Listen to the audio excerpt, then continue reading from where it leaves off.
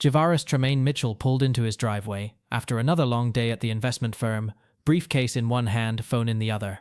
The sun had just dipped below the horizon, painting the sky in shades of burnt orange and deep purple. He was thinking about dinner, maybe calling his fiancée Whitney to see if she wanted Thai food tonight. He never saw her coming. Javaris. The voice cut through the evening air like a blade. He turned, confused at first, then horrified as recognition flooded his face. Standing 30 feet away, hood pulled up, eyes hollow and fixed, was the woman he'd once promised forever to. The woman whose body had literally rotted from the inside out. The woman he'd divorced, blocked, and tried desperately to forget. Khalisa Deneen Holloway. And she was holding a gun. "Come back to me," she said, voice trembling between desperation and rage. "Leave Whitney. I won't let any other woman have you." 6 minutes later, 12 bullets would be fired. A man would be lying in a pool of his own blood, clinging to life. And a woman who claimed to love him more than anything in the world would be on her knees screaming, "Why did you make me do this?" But this story doesn't start with gunfire on a quiet Houston street. It starts with a lie, and a smell that wouldn't go away. Buckle up. Turn off your distractions. Because what you're about to witness is the true story of Khalisa Holloway and Javaris Mitchell, and how a woman's desperate quest to feel beautiful ended with her standing over the man she loved, gun smoking, 12 bullets fired, screaming into the Texas night. This is the story of when love turned lethal. And it all started with a smell. Before we continue, kindly hit the subscribe button and comment where you are watching from. Khalisa Deneen Holloway was born February 3, 1988, in Atlanta, the only girl among 5 children. Her father, Raymond, worked 2 jobs just to keep the lights on. Her mother, Carolyn, battled depression that kept her bedridden for weeks at a time. In the Holloway household, boys got attention. Girls just needed to stay out of trouble. Money was always tight. The electricity got shut off more times than Khalisa could count. Dinner was rice and whatever canned goods were on sale. She wore hand-me-downs from church donation bins, clothes already faded and stretched by the time they reached her. School offered no refuge. Kids were cruel. They teased her about her clothes, her hair, the holes in her shoes. One girl in 6th grade told her she smelled like poor people. Khalisa went home and scrubbed herself in the bathtub until her skin was raw. By 12, she'd developed a ritual, standing in front of the bathroom mirror, counting everything she wished she could change. Her nose, her teeth, her hair. The list only grew longer. Psychologists would later call it chronic appearance anxiety, a belief that her worth as a human being was tied directly to how she looked. This belief would follow her into adulthood like a shadow, shaping every decision, every relationship, and eventually every crime. At 16, something clicked. After babysitting for 8 months straight, she bought her first real outfit from an actual department store. Not secondhand, not donated, hers. She wore it to school on Monday, and everything shifted. People looked at her differently. A boy asked her name. A teacher complimented her. "When I looked good," she'd later tell a therapist, "people finally looked at me." By 2010, Khalisa was working at a mid-level Atlanta salon, helping women feel beautiful while seeing nothing but flaws when she looked in the mirror. She lived paycheck to paycheck, dreaming of owning her own salon but never saving enough. Then came Instagram. By 2015, it consumed her. She scrolled through influencers' perfect bodies, designer clothes, exotic vacations, lives that seemed impossibly out of reach. She compared her cramped apartment to their highlight reels and asked herself the same question over and over. Why can't I have what they have? The answer, she decided, was simple. She just needed to change enough about herself. She needed the right opportunity, the right man who could lift her out of this life. What Khalisa didn't understand was that no amount of external change would ever fill the emptiness inside her. Javaris Tremaine Mitchell was born September 17, 1985, in Houston, the only child of Judge Harold Mitchell and Professor Ernestine Mitchell. Excellence wasn't optional in the Mitchell household. "Shortcuts are for people who don't respect themselves," his father would say. His mother held particularly strong views about appearance. She never wore makeup, kept her hair natural, dressed simply. "Beauty is temporary," she'd tell her son. "Character is permanent. Never trust a woman who thinks she can buy her way to happiness." Those words would echo in Javaris's mind years later in a hospital bed, wondering how he'd missed every warning sign. Javaris was raised to value discipline over quick fixes. He hit the gym at 15 and never stopped, 5 days a week without exception. No alcohol, no cigarettes, no processed foods. When classmates talked about tattoos, he shook his head. That wasn't how the Mitchell family operated. By 2015, at just 30 years old, He was a senior investment analyst earning six figures, but he wasn't flashy with his money. He owned a modest condo, drove a practical car, put most of his earnings into savings. His mother had taught him that wealth was measured by what you kept, not what you spent. Ernestine Mitchell watched her son with quiet worry. She knew he had a weakness. He believed he could save people. He was attracted to women who needed fixing, women with problems he thought his love could solve. "You cannot love someone into being whole," she warned him once. "Some people have holes inside them that no amount of affection can fill." Javaris listened politely, but he didn't really hear her. In July 2015, Javaris flew to Atlanta for a college friend's wedding. At the reception, he found himself seated next to a beautiful woman with warm brown eyes, Kalisa, the bride's stylist for the day. They talked for 3 hours. He was captivated by her energy, her ambition, her dreams of owning a salon. When the reception ended, he asked for her number. She gave it to him, certain a man like this would never actually call. He called the next morning. For 18 months, they maintained a long-distance relationship that seemed straight out of a movie. He flew to Atlanta twice a month, took her to restaurants she'd only seen on TV. He paid for everything without being asked. Her car repairs, her dental work. When she came up short on rent, he transferred money before she even had to ask twice. The pattern was established early. Javaris gave, Kalisa received. During this time, Kalisa's appearance began to change.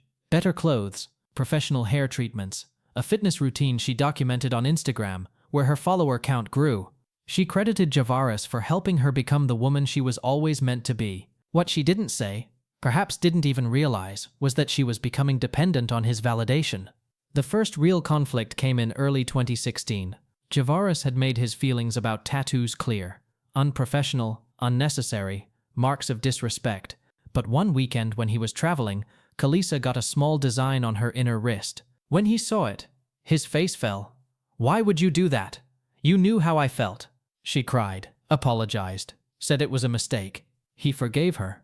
What he didn't recognize was that Kalisa had learned a valuable lesson. Push a boundary, apologize, be forgiven. The formula worked. She'd use it again. On Christmas Eve 2016, Javaris proposed at a downtown Houston restaurant.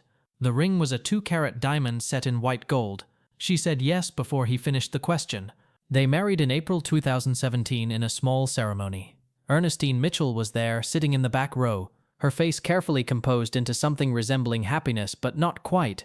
That night, after the celebration ended, Ernestine turned to her husband. "He's making a mistake," she said. "That girl has a hole inside her that nothing will ever fill. Mark my words, Harold, this will not end well."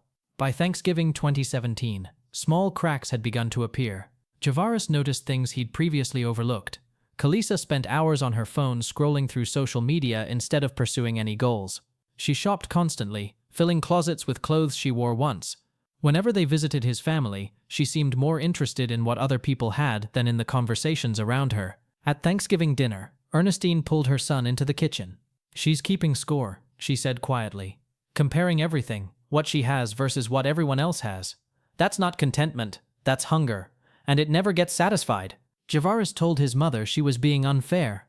What he didn't know was that Kalisa had daily phone calls with her best friend back in Atlanta, Deshonda Shawnee Daniels. Shawnee lived for attention, for validation, for being seen. She dated men who bought expensive gifts and discarded them when they stopped spending. Every conversation, Shawnee showed off something new: designer purses, Miami vacations, hairstyles that cost more than rent. Kalisa listened and felt something twisting inside her. Here she was with a successful husband in a beautiful condo. Yet Shawnee seemed happier, freer, more alive. In June 2017, Javaris made his wife an offer. "I'll give you up to $100,000 to start any business you want. A product line, a wig brand, whatever you dream of." Kalisa smiled, thanked him, said she'd think about it. She never brought it up again. She didn't want to build something. She wanted to have something. The process of creation held no appeal, only the finished product that would make people look at her with envy. January 2019. Kalisa was scrolling through Instagram when a post stopped her cold. Shawnee Daniels had gotten a Brazilian butt lift. The transformation was dramatic. The caption read, "New year, new me. Best decision I ever made." When Javaris came home that night, Kalisa showed him the photos. "Would a BBL look good on me?" His eyes grew serious. "No, and I would never want you to do something like that." He reminded her of his beliefs about natural bodies. Earned transformation, hard work over surgical shortcuts. This is where I draw the line. Kalisa didn't argue. She simply nodded and fell silent. For 4 days, she barely spoke to him. She was punishing him, waiting for him to break. On the 5th day, everything changed. She woke him with a kiss and an apology. "You're right. I don't need that surgery. I don't know what I was thinking." Then came the words that would seal both their fates. "I want to make you proud. I'm ready to start that business." That night, she presented a business plan, a wig brand for black women. The presentation showed effort, intention. Javaris was so happy he didn't question any of it. She asked for $80,000 to launch. She said she needed to travel to Atlanta to meet suppliers. "I'll be back in 3 days." Javaris transferred $83,000 into her account. He had no idea that everything she'd told him was a carefully constructed lie. On February 4th, 2019, Kalisa kissed her husband goodbye. 3 days, she promised. She wasn't going to Atlanta. The ticket on her boarding pass read Miami, Florida. The business plan was fiction. The suppliers didn't exist. The $83,000 would be used to get the surgery he'd explicitly forbidden behind his back with his money, while lying to him every single night. The clinic was in a North Miami strip mall, tucked between a nail salon and a tax office. The waiting room had plastic chairs and fluorescent lighting. The consultation lasted less than 10 minutes. The surgeon didn't ask detailed medical questions or explain risks in depth. He simply scheduled the procedure for 2 days later and collected $12,000 in cash. Red flags were everywhere. Kalisa ignored them all. Shawnee had told her this was the right move. "He'll be mad at first, but when he sees the results, he'll thank you. He forgave the tattoo, didn't he?" The surgery took place on February 6th. By day 3 post-procedure, something was wrong. Kalisa developed a fever. The surgical site was hot, swollen beyond normal. She called the clinic in panic. They told her to increase antibiotics, stay off her feet, not to worry. By day 12, she noticed something that made her stomach turn. An odor. Faint at first, barely noticeable. She checked everything. Garbage, refrigerator. But the smell didn't go away. It grew stronger. Then, with horror she couldn't put into words, she realized where it was coming from. The smell was coming from inside her, from the place where a surgeon had injected fat that was now dying beneath her skin. She scrubbed herself for an hour in the shower. The smell remained. Every night during those 3 weeks, Kalisa called her husband and lied. She told him meetings were productive, the wig business was taking shape, she missed him. Javaris believed every word. By day 14, he was getting suspicious about the timeline. She sent him stock images from the internet, pictures of boardrooms that had nothing to do with her. He didn't notice the watermarks. He just felt proud. Meanwhile, in that Miami apartment, Kalisa could barely leave the bed. The fever persisted.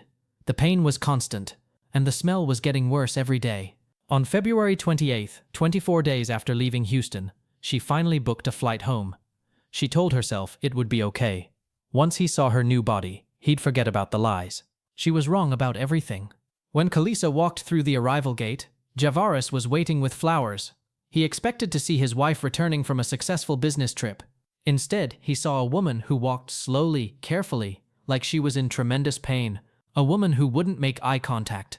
For 4 days after she returned, he said nothing. He noticed something was off but couldn't pinpoint what. She slept on the far edge of the bed, wore multiple layers of clothing, showered 3 times a day, sprayed perfume until the condo smelled like a department store. On the morning of the 4th day, it happened. Javaris was making coffee when Kalisa walked in wearing a thin nightgown.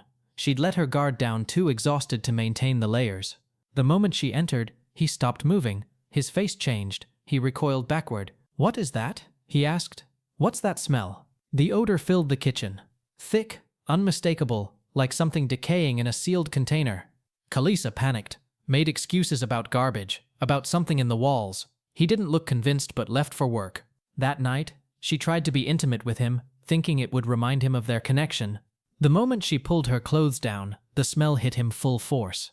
His face contorted, his body convulsed. He turned away and vomited right there in the bedroom. Kalisa stood frozen, half undressed, watching her husband empty his stomach because the smell of her body had made him physically ill. By morning, he confronted her. "Don't you know you're rotten down there?" he said, his voice flat. "You deceived me. You used my money to do a BBL. This marriage is over." Through tears, she tried to explain. Miami, the clinic, the complications no one warned her about. He listened without expression. My lawyer will contact you. Find treatment. This is not body odor. This stinks for long. Then he grabbed his keys and walked out. Divorce papers arrived 3 days later. When she tried calling him, he answered only once. You made my mother's words come true. I gave you everything, and you spat on it. Then he hung up. She never heard his voice as her husband again. With nowhere to go, Kalisa called Shawnee. Come stay with me, Shawnee said. We'll figure this out. But by day 3, Shawnee's boyfriend, Devontae, came home early. What the hell is that smell? He asked, face twisted in disgust. That night, Kalisa heard them arguing through the walls. I don't care where she goes, Devontae said. My boys can't come over smelling this. Get her out. By day 5, Shawnee knocked on her door. You can't stay here anymore. I'm sorry, but you have to go. Kalisa stared at the woman who'd pushed her toward the surgery. You did this to me. Shawnee closed the door without responding. In less than a month, Kalisa had lost everything. Husband, home, money, her only friend. She found another surgeon in Miami, a legitimate one, who performed corrective surgery to remove the dead tissue. It cost $25,000. The recovery took 3 weeks. By late April, the smell had faded. Her wounds had healed. She looked in the mirror and saw a woman who appeared healthy, normal, and a thought took root. Javaris rejected me because I was sick. Now I'm better. He'll take me back. In early May, she flew back to Houston. She waited outside his office building for 3 hours until she saw him walk out. She crossed the street and approached him. Come back to me, she said desperately. Leave Whitney. I won't let any other woman have you. His response was measured, careful. Kalisa, you need help, real help. Go home, we're done. I'm not leaving without you, she said. I can't do that, he said quietly. You know I can't. Then another woman appeared at his side, tall, professional, with natural hair. Everything okay, baby? She asked. They walked away together, without looking back. In that moment, something fundamental broke inside Kalisa Holloway. The last thread connecting her to sanity snapped clean. Back in Atlanta, Kalisa rented a room in a boarding house in East Atlanta. She started drinking heavily, morning, noon, night. When alcohol wasn't enough, a fellow boarder offered her prescription painkillers. For a few hours after taking them, she felt absolutely nothing at all. By June 2019, she couldn't function without substances. She checked Javaris's social media multiple times per day. She studied photos of him and Whitney with detective-like intensity. She created fake accounts to watch them more closely. She left comments on Whitney's posts. Watch out for him. He destroyed me. He'll destroy you too. The journal she started keeping offers a window into her deteriorating mental state. He smiled at Whitney the way he used to smile at me, but it's fake. I saw them at a restaurant. Stood outside for 2 hours watching. He never looked happy. If she wasn't there, he would come back to me. Mental health professionals would later identify clear signs of severe adjustment disorder, substance-induced psychosis, and obsessive attachment. But no one was watching. She was falling apart in plain sight. Deep in the back of her mind, a plan was beginning to form. Part 10. The Point of No Return. August 3, 2019. Kalisa was scrolling through Instagram when she saw the post that changed everything. Javaris on one knee in a California vineyard. Whitney standing in front of him, hands covering her mouth. The caption, she said yes. Forever starts now. Kalisa stared until her vision blurred. Then she threw her phone against the wall hard enough to crack the screen. The grief consuming her for months transformed into something harder, colder, more focused. In her mind, everything suddenly made sense. Javaris had never loved her. He'd been using her until someone better came along. By September, she'd made up her mind. She was going back to Houston, and she was going to be prepared. In Georgia, firearms can be purchased through private sales without background checks. She paid $400 for a 9mm handgun and 3 boxes of ammunition. Her journal entries from this period are chilling. September 8, I have protection now, just in case. September 15, he needs to understand what he did to me. September 22, I'm watching their house. I know their schedules. October 1, I'm ready. Throughout fall and winter 2019, she made multiple trips to Houston, learning his routines, watching his movements, photographing the house. In early March 2020, she decided the time had come. She sent him a text. We need to talk. Meet me. He didn't respond. 2 days later, I know where you live now. He replied, leave me alone. I will call the police. On March 13th, she sent one final text, but her hands were shaking, and she hit the wrong contact. If I can't have you, nobody will. The message went to a former co-worker who later testified about the chill that ran down her spine. By then, Kalisa was already in her car, driving west toward Houston, a loaded gun in the glove compartment. A heart full of something that had once been love, but had become something unrecognizable. March 14, 2020. Kalisa woke in a Houston motel room. She'd driven through the night from Atlanta. She spent the day watching Javaris's townhouse. Saw him leave for work at 7:15 a.m. Saw Whitney leave shortly after. Then she waited. When Javaris pulled into his driveway at 7:42 p.m., the sun had just set. He stepped out carrying his briefcase, completely unaware someone was watching. "Javaris," she said, stepping from behind a parked car. He turned, startled. Recognition flooded his features. "Kalisa," he said, disbelief in his voice. "What are you doing here?" She walked closer. "Come back to me. Leave Whitney. I won't let any other woman have you." His response was measured. "Kalisa, you need help, real help. Go home. We're done." "I'm not leaving without you," she said. She reached behind her and pulled the gun from her waistband. His eyes went wide. He raised his hands slowly. "Kalisa, put that down. Say you love me," she demanded, the gun shaking in her hands. "Say you'll take me back." "I can't do that," he said quietly. "You know I can't." "Say it." Then he said the words that sealed his fate. "You need treatment, not me. I will never take you back." The first bullet struck him in the shoulder. He stumbled backward, dropping his briefcase. The second shot hit him in the back, sending him crashing to the ground. She walked toward him, the gun still raised. He was trying to crawl away, fingers scraping concrete, leaving trails of blood. He turned his head and looked up at her. "I regret ever meeting you in this life," he said. Those words broke something inside her that had been barely holding together. She fired again and again and again, 10 more shots, each one punctuated by a scream she didn't recognize as her own voice. 12 bullets total. She dropped the gun and fell to her knees beside him. "Why did you make me do this?" she screamed. "Why couldn't you just love me?" Police arrived within 6 minutes. They found Javaris in a pool of blood, breathing shallow but alive. They found Kalisa kneeling beside him, hands covered in blood, eyes empty. She offered no resistance, just looked up at them and said, "He was supposed to love me forever." Javaris Mitchell survived. 3 bullets near vital organs. One punctured his lung, another shattered his hip, a third destroyed his left kidney, which surgeons removed during an 11-hour operation. For 48 hours, his family was told he might not survive. But he did. The recovery would take months, but he was going to live. At the Harris County Jail, Kalisa waived her right to an attorney and talked for 3 hours.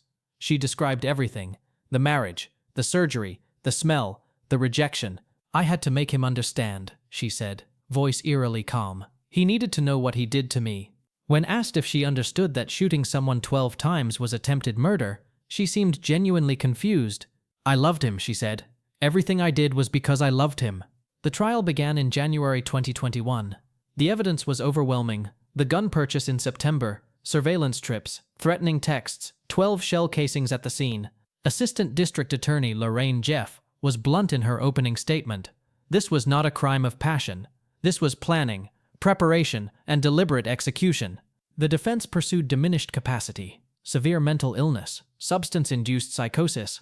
But the prosecution countered aggressively. She bought a gun months before, made multiple surveillance trips, sent texts articulating her intentions. The jury deliberated 6 hours before returning a verdict: guilty of attempted first-degree murder. 2 weeks later, the judge pronounced sentence: 35 years in the Texas Department of Criminal Justice, eligible for parole after 17.5 years. Javaris Mitchell's recovery took years: 4 months in the hospital, 7 surgeries, a year of physical therapy to walk again, though he'd never walk without a limp. He was diagnosed with PTSD and spent years in counseling. For a long time, any loud noise sent him into panic. But time worked its slow magic. His relationship with Whitney survived. They married in 2021. His mother, Ernestine, was there, finally showing genuine happiness. He transitioned to consulting work, leaving the high-pressure banking career behind. The income was less, but quality of life was better. In recent years, Javaris has become an advocate for victims of domestic violence and stalking. The obsession starts small, he tells audiences. A text that seems harmless. A person showing up where they shouldn't be. Don't ignore those feelings. They might save your life. Kalisa Holloway remains incarcerated at the Mountain View Unit in Gatesville, Texas. She keeps to herself, grants no interviews, writes no letters. Prison psychological evaluations paint a troubling picture. A 2023 report noted she continues to express belief that she was the primary victim and shows limited insight into the consequences of her actions. Her next parole hearing is scheduled for 2037. As for Shawnee Daniels, the friend who pushed her toward the surgery, she deleted her social media accounts after the trial and hasn't been heard from since. This is a story about a woman who believed she wasn't enough, who thought changing her outside would fix what was broken inside. When that transformation failed, when everything fell apart, she blamed everyone but herself. Javaris survived. He rebuilt his life, found love again, made meaning from his suffering, but he carries the scars, physical and emotional, every single day. Kalisa sits in a prison cell, serving 35 years for trying to kill the man she claimed to love. She had everything she said she wanted, and destroyed it all for a surgery that was supposed to make her feel beautiful.